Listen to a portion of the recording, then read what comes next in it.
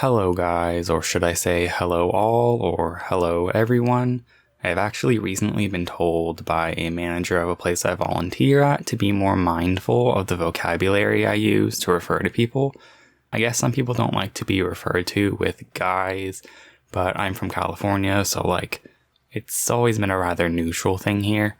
It's going to be a hard habit to break, but apparently I'm already noticing myself saying it outside of my shifts, so yeah.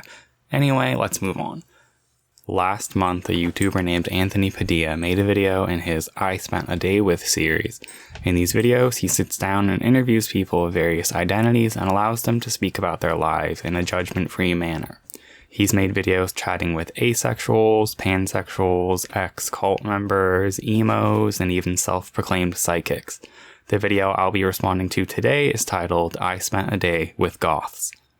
Before we get into his video, I just want to preface this by saying I do enjoy a lot of Anthony's videos. They can highlight certain subcultures, identities, etc. that may be misunderstood or viewed more negatively by mainstream society. So I appreciate that he tries to go into these interviews with an open mind and lets people speak about their own experiences without any judgment. However, he usually only interviews 3 people per video, and a limited sample size of individuals speaking about any subculture or identity is never going to fully encapsulate the entire subject at hand. The debate about some of his videos usually revolves around whether or not he chooses individuals who accurately represent the thoughts of the majority of people who don whatever label or identity the video is about. And to no surprise, this happened with his recent video where he sat down with people who identify with the label Goth.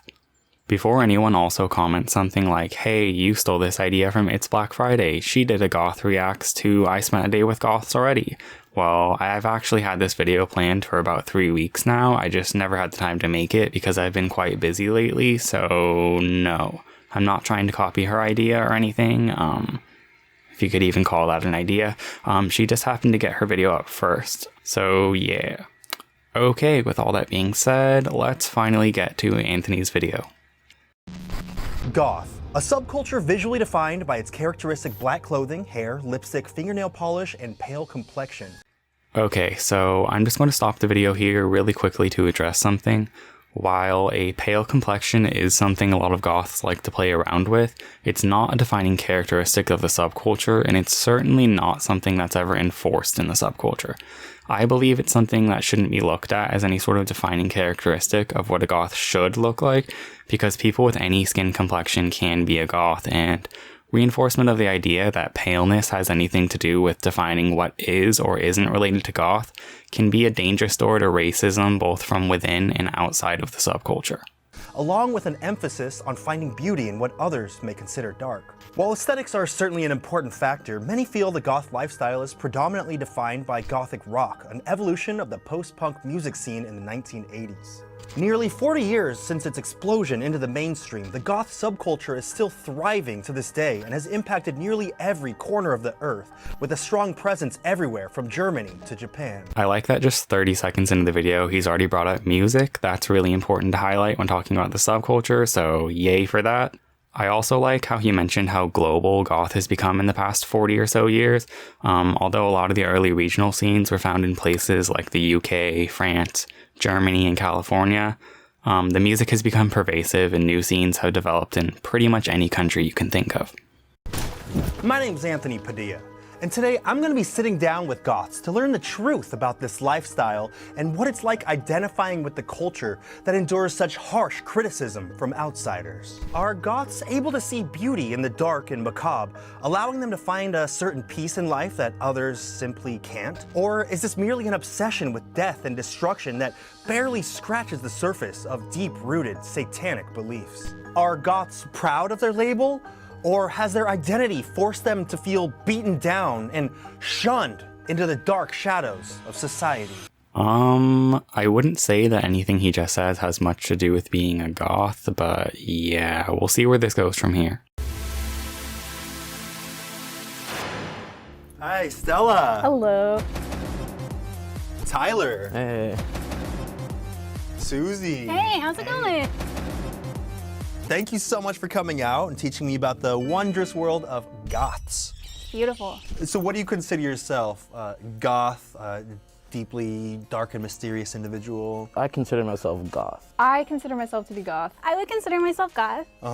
Second generation. Ooh, it's passed down. Yeah, my dad is goth and my nieces and nephews are goth. Like, it just runs in the family, yeah. You're just breeding goths. Yeah. It's genetic at this point. It could be. You should really test for that. Okay, then. I've never heard a goth say that they were second generation goth or that it runs in the family. I mean, it's literally not possible to be born a goth, so yeah. I mean, you do you, but I don't agree with saying things like that. To me, everyone in the subculture has a personal journey and story to tell about how they became a goth. Maybe they discovered the music on their own and went down a rabbit hole during their adulthood, or maybe they were shown the music during their youth from an elder goth.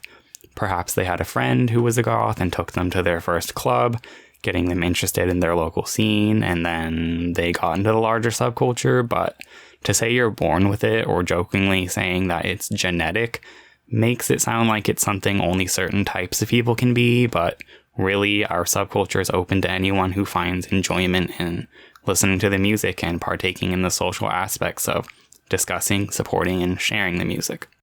What does being goth entail? It's a sub-style. It's an aesthetic. It's a music category.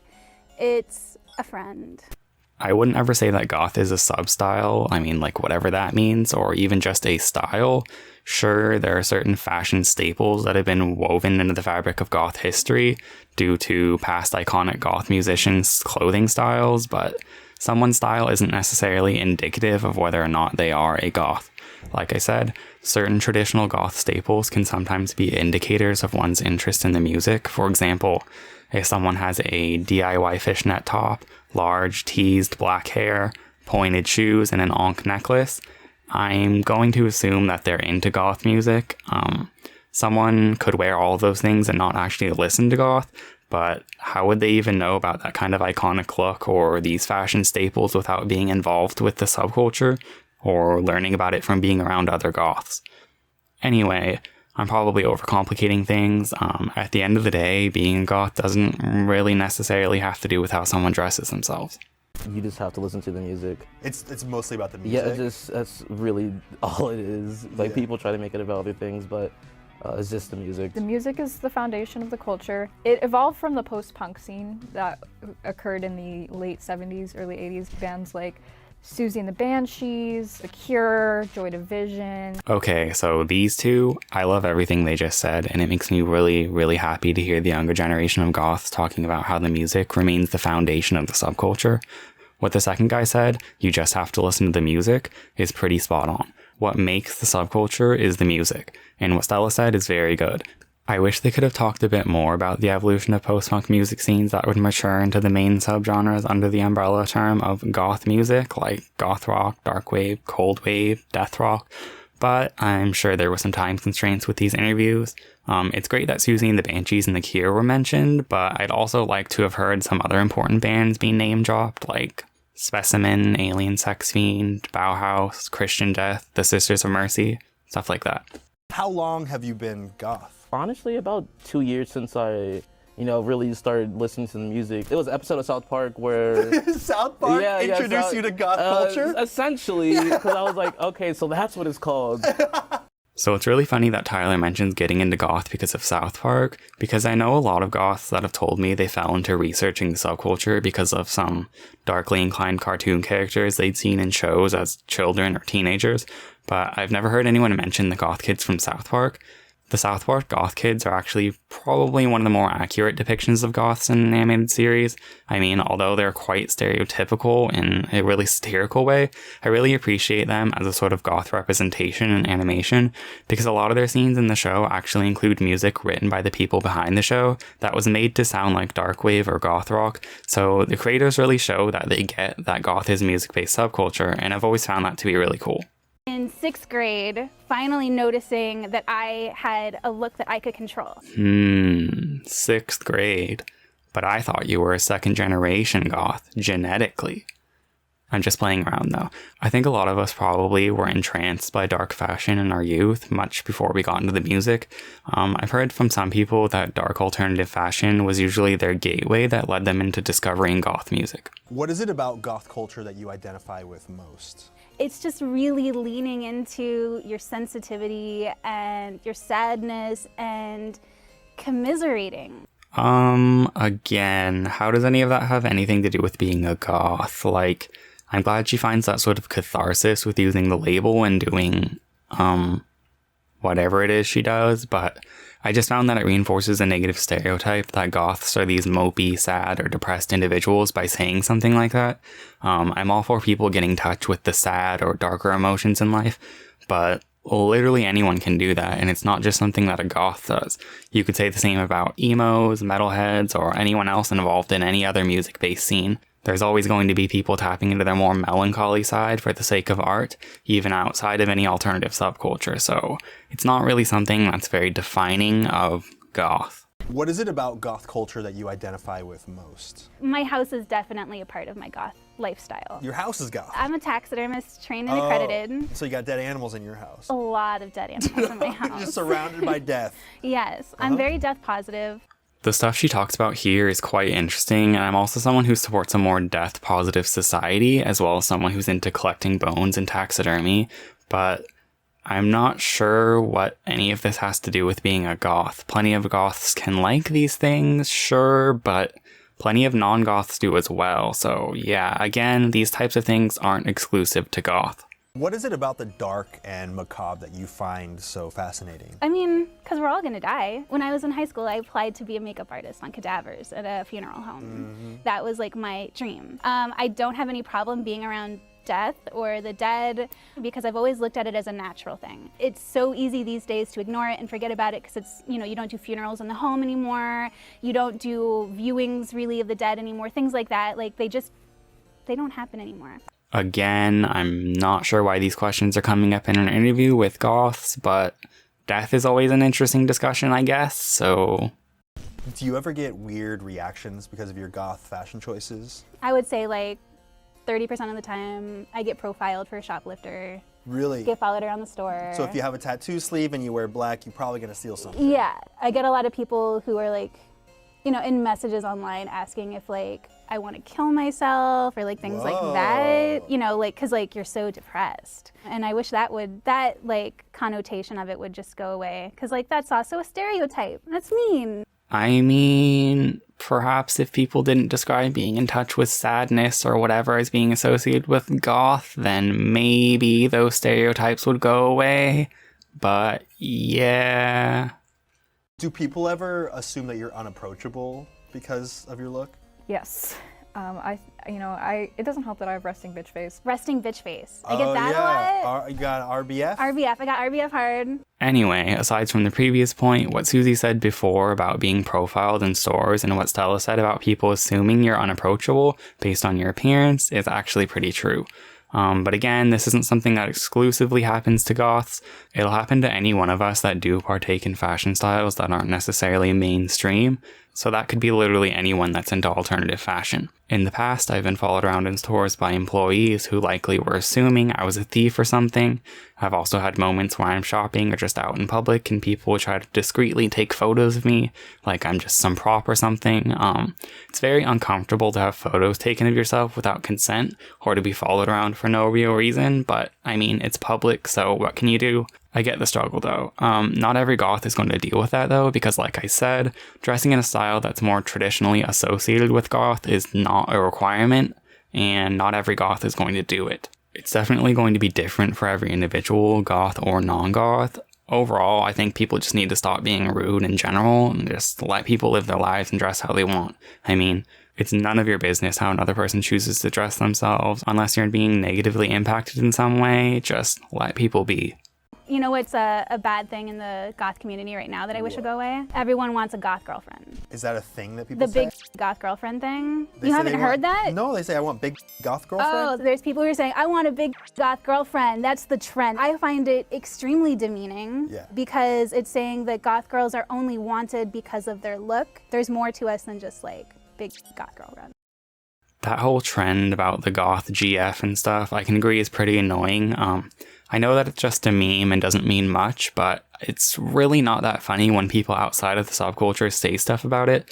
Like, it can be kind of funny and kind of ironic when a goth says it to you and sort of like jokes about it, but there are people out there who take it seriously and really think they want a goth girlfriend just because of her looks, and it can be pretty bad. I've seen some pretty sexist behavior in group chats and towards some friends of mine in the past because of that stupid meme, and that's just really not cool at all. So I honestly kind of wish it would just fade away at this point. Is it expensive to dress and look goth? Yes. Yeah. Yes. How much would you say this entire outfit that you're wearing now would cost? Okay, with everything I have on, from pins to patches to my fanny pack to my boots and my pants, $600. Okay, yeah, so that adds up pretty quickly. Yeah. Okay, so Tyler, you seem like a really cool guy, and I really appreciate what you said up until this point. You said that you were relatively new to goth, being into it for only about 2 years now, so I'm just going to assume you haven't fully forged your way into the world of thrifting and DIY yet, but I may be wrong, but let me just say this. Being a goth does not have to be expensive, and I would not say that goth is expensive. Honestly, I think the most expensive thing about being a goth is probably buying music and merchandise or going to shows to support bands. Even then, if you don't have financial stability or for whatever reason you don't have a budget that allows you to buy music or merch from bands or to go to their shows, it's definitely not a requirement to do so in order to be a goth. If you have access to the internet, there's YouTube and other streaming platforms. While they may not give bands that much money, are at least contributing somewhat to supporting their music, and it also boosts their views or listen counts, which ultimately helps them grow their fan bases.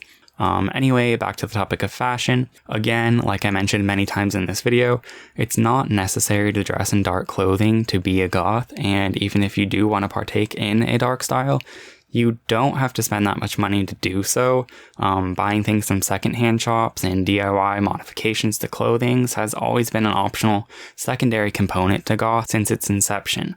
Honestly, the most expensive thing is probably boots or pikes. They can be quite expensive because they're usually made of high quality leather and take a lot of time to make, but they don't have to be if you can find a pair at a thrift shop. Some of you may not have any good thrift shops in your area, but there are also online options like shopgoodwill.com or eBay. Both sites have a lot of good deals, and I've been able to get some really nice leather boots and leather coats in the past for anywhere from $20 to $30, whereas if I had bought them new in the store, they probably would have been over $100 a piece. It's really all about how much you're willing to search, wait, and modify things that you eventually find. Anyone can probably create a nice dark outfit for under $100 if they tried. Spooky Cat wants to know how you feel about gatekeepers in the community. The only gatekeeping that I personally find acceptable is the fact that you have to listen to the music to be goth. That is all that matters. You don't have to dress any particular way. Because it is just a music-based subculture. It's like being emo without listening to My Chemical Romance or something like that. Exactly. What Stella said here is pretty much a perfect summary of what it means to be a goth. I'm really glad she was included in this video and was able to say this. My own perspective is that some degree of gatekeeping is required in any subculture for it to remain distinct from mainstream culture, or else it wouldn't really be a subculture. Goths are defined by our collective passion for a set of non-mainstream goth music subgenres. If people started allowing that to be a non-requirement, then how are we even a subculture anymore? Not all of us wear the same thing or have the same ideas about the world, so really, what else would be left to keep us together? That's not to say that anyone should be an elitist or think that they're better than someone else for their music taste, or how many bands they know compared to someone else or something like that. We shouldn't ever try to scare people away from getting into the subculture just because they're ignorant about some certain things. That kind of behavior is not okay. Rather, I think we should teach newcomers to the subculture about the music, its history, and why we all personally connect to it and want it to stay alive. Everyone started somewhere, and no goth knows every single thing about the history of the music, or knows every single band that's ever been. Everyone is always learning something new about the subculture, and we all have things to share with one another. If there's someone watching who feels like they might identify with goth culture, but maybe are afraid to express themselves because they're afraid of that judgment and the backlash that they might receive, is there anything that you'd want to say to them? It's hard. I get it. you know, confidence doesn't always come naturally, but start kind of veering out of your comfort zone, and eventually you'll get to a point where things are easier for you. Again, this is pretty true, and this is good advice for anyone interested in dressing alternatively, whether or not they're involved in any particular subculture.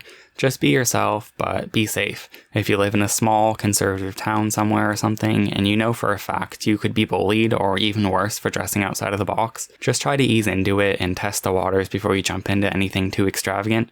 There are a lot of bad people in the world, and not everyone is going to be cool with people who look different. Some people are more lucky than others, and they have supportive families and live in a more socially liberal area where it doesn't really affect them much, but others aren't so lucky. At the end of the day, don't feel completely afraid and fully conceal yourselves, but again, just be safe out there. If you do really want to dip into the fashion, try to find a local goth club or any other alternative event where you can fully embrace it and be yourself, even if just for one night at a time, if you don't feel safe enough to do it every day in the public eye. The internet is also a great way to find people who are into the same stuff as you are, and that's how a lot of new events get started, so be hopeful. I feel like it takes a lot of bravery and courage to go out dressing goth, knowing that people are going to look at you and knowing that people are going to judge you, but also being confident enough in yourself that you don't necessarily care. Oh yeah. Right? Obviously, if you can't tell I'm black, people like stare at you like, what the fuck you doing? Like, they literally said that. Really? Yeah, I'm like, goth. Yeah. If anyone is black out there and wants to be goth or that listen to goth music and people tell you shit, just remember that there was a black person in The Cure. Like, one of the most goth bands ever. There was a black person in it, so just tell that person to off. Just always remember that. I really love that Tyler got a chance to talk about his experience being a goth who also happens to be black. Like I said in the beginning of this video, anyone of any race or skin complexion can be a goth.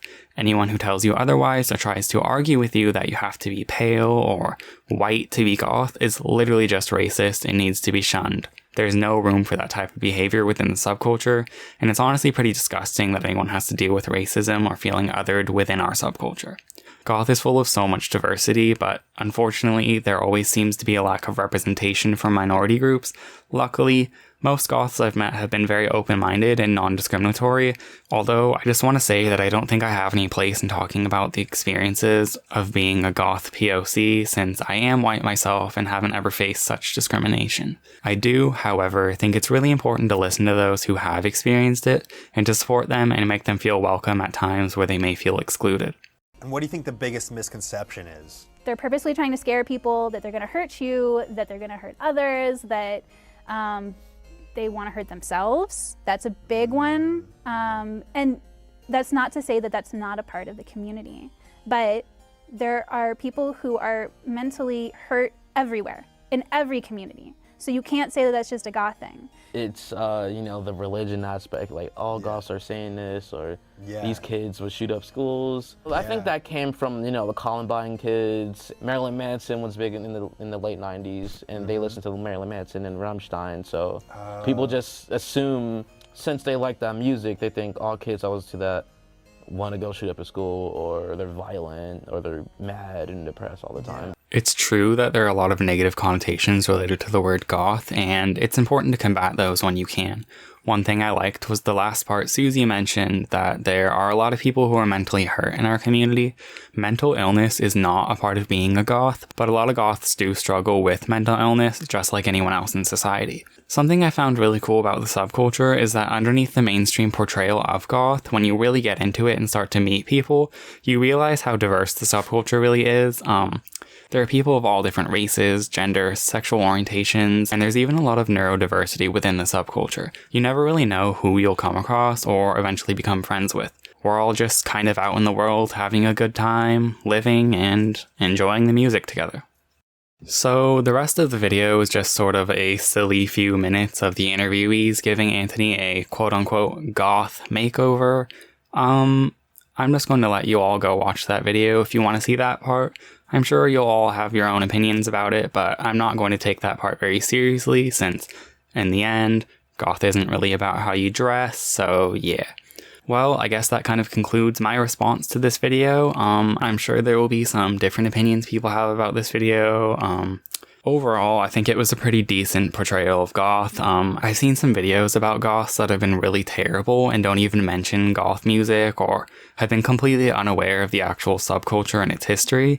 So for the sake of this video, I think the selection of interviewees was pretty interesting and diverse. I really loved what Tyler and Stella had to say throughout their interviews.